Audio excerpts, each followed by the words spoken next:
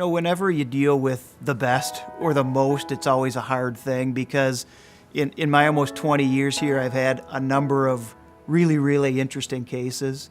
And I'd say if I had to group the most interesting type of case, it's the case where the individual comes to me as a last resort, that they've been told they don't have a case, that they've been told that their case is too difficult, that they've been told it doesn't justify an attorney spending the time and money to try to prove the case because they don't think there'll be a recovery there at the end. And that's happened a number of times.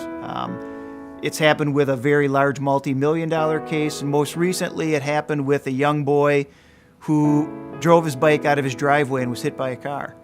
He was told, unfortunately, you don't have a case. You're the one that failed to yield the right-of-way. The car was coming down the street.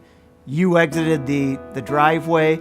There was a tree at the end of the driveway, and the individual driving his car only had about a second or a second and a half in order to see you to hit his brakes, and there's nothing he could have done. Unfortunately, it's your fault.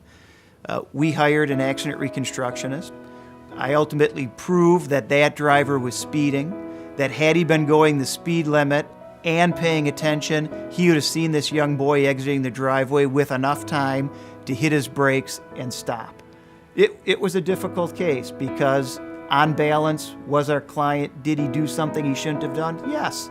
But when you compare the knowledge base and experience of a 12-year-old boy to the knowledge and experience of a 63-year-old man who had lived in the neighborhood for 20-plus years, knew that the driveways had children that lived there, knew that there were trees and obstacles that would have prevented him from seeing a child exiting a driveway, when you look at those things on balance, who was in a better position to prevent this accident? And ultimately, I proved it was the 63-year-old gentleman who should have been driving the speed limit and should have been paying attention, and had he been, the accident would have been averted.